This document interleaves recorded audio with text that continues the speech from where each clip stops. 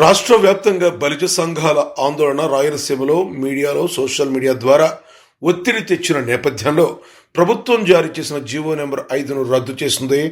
దొమ్మర కులస్తులను గిరిబలిజుగా మార్చిన ప్రభుత్వ నిర్ణయానికి విస్తృత వ్యతిరేకత వ్యక్తమవడంతో బలిజ సంఘాలు గట్టిగా నిరసన తెలిపాయి.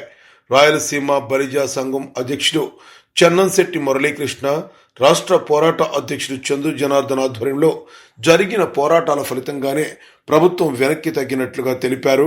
కడప నగరంలోని చెన్నంశెట్టి మురళీకృష్ణ కార్యాలయంలో కీలక బలిజ సంఘ నాయకులు సమావేశమై ధన్యవాద కార్యక్రమాలు నిర్వహించారు.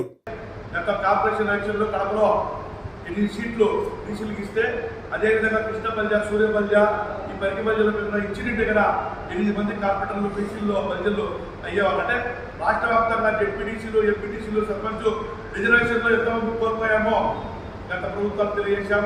అంతకుముందు 2014 చంద్రబాబు నాయుడు గారు కానీ జగన్మోహన్ రెడ్డి గారికి అనేక సార్లు ఈ బలిజలకు బీసీ సర్టిఫికేట్ అని చెప్పి చెప్పాం, కానీ ఎటువంటి స్పందన లేదు. ఈరోజు దొమ్మల కులస్థానికి న్యాయం చేయాలనే ఉద్దేశంతో తక్కువ ఉన్న వాళ్ళని తీసుకొచ్చి మా జాతిలో కలిపి మా జాతిని అవమానం చేస్తున్న ఈ కుటుంబ ప్రభుత్వానికి మేము ఒకటి చెప్పదలుచుకున్నాం. ఈ రాయలసీమలో తెలుగుదేశం పార్టీ రావాలా అని చెప్పి మేము ప్రతి ఒక్క ఇంటికి వెళ్ళి ప్రతి పంచాయతీలకు వెళ్ళి ఓటు అడిగాం, ఓటు వేయించాం. ఓటు వేయించిన తర్వాత ఈరోజు ప్రజల్లో ప్రతి నియోజకంలో జరిగే అవమానం ఒక ఎస్ఐని, ఒక సిఐని, ఒక ఎంఆర్ఓను, ఒక ఆర్టీఓని కానీ వేయించుకునే పరిస్థితి ఉంది. ఎందుకంటే బలిజోడు వీడొస్తే వాళ్ళకి సాయం చేస్తాడు, వాళ్ళకి సాయం చేస్తాడని చెప్పి ఇక్కడ కొంతమంది అడ్డుకుంటున్నారు. దీన్ని ప్రభుత్వానికి, ముఖ్యమంత్రి గారికి, డిప్యూటీ సీఎం పవన్ కళ్యాణ్ గారికి, నారా లోకేష్ బాబుకి తెలుసో తెలియదు, మాకైతే తెలియదు. మేమైతే పోరాటం చేశాం. ఈ రోజు కానీ తెలుగుదేశం పార్టీలో ఆ పదవులు ఆలోచిస్తాడా? తెలుగుదేశం పార్టీలో మా పోరాటం ఒకటి ప్రజలకు న్యాయం చేయాలి. ఈ రాయలసీమలో మీరు ఇచ్చిన ఒక్క సీటు కానీ ఓడగొట్టింది అక్కడ మీకు తెలుసు రాయపేటలో, కానీ మళ్ళీ మనకి తీసుకొచ్చి ఇన్ఛార్జ్ ఇచ్చారు. కడపలో మీరు చూసారు కాంట్రాక్టర్ పోస్టు చిన్న పదవి ఇచ్చి మమ్మల్ని అవమానం చేశారు. పార్టీలు ఏదో కష్టపడి ఉంటే వారికి ఇవ్వండి. బలిజల్లో రాయలసీమలో గతంలో రత్నసవామి గారు, రామచంద్రయ్య గారు, బాలనాయుడు గారు, చంద్రనాయుడు గారు చెప్పుకుంటూ పోతే మంచి పరిపాలన చేసిన ఉన్న నాయకులు ఉన్నారు.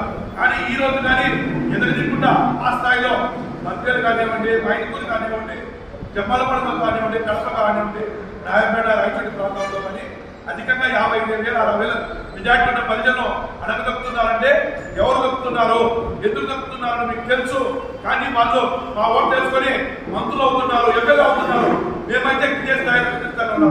ఇంత స్థాయిలో మమ్మల్ని కార్పొరేటర్ కానీ, చిన్న సర్పంచ్ కానీ, ఎంపీటీసీ కానీ కార్పొరేట్ చేస్తున్నారంటే దానికి కాలం ఏంటి అని మీ అందరికీ తెలుసు. అది చంద్రబాబు నాయుడు గారికి మేము ఒకటే చెప్తున్నాం. ఇప్పుడు కానీ గతంలో మీరు 2014లో చూశారు, ఆ రోజు పద్నాలుగు చెప్పారు, బీసీలో ఉద్యోగం చెప్పారు. ఆ రోజు మీరు ప్రభుత్వాన్ని పట్టించుకోలేదు.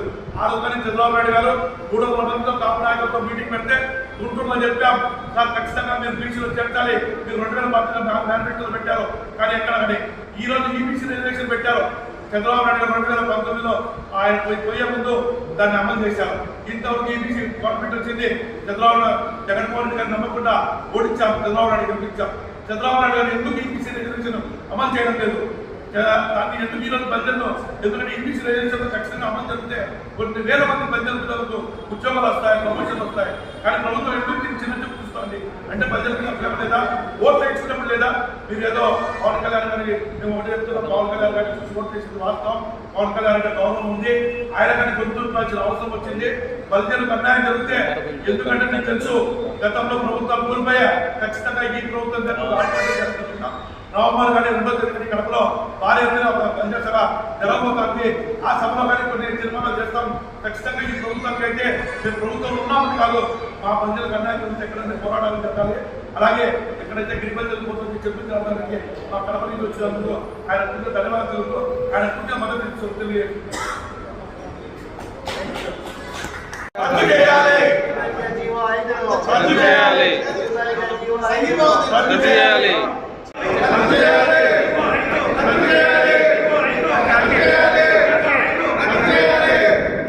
జీవో 5లో ముఖ్యమంత్రి చంద్రబాబు నాయుడు జీవో 5లో ముఖ్యమంత్రి చంద్రబాబు నాయుడు జీవో 5లో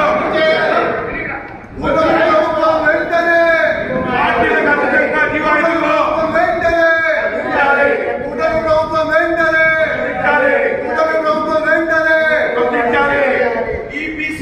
5% అమలు చేయాలి. EBCW 5% అమలు చేయాలి.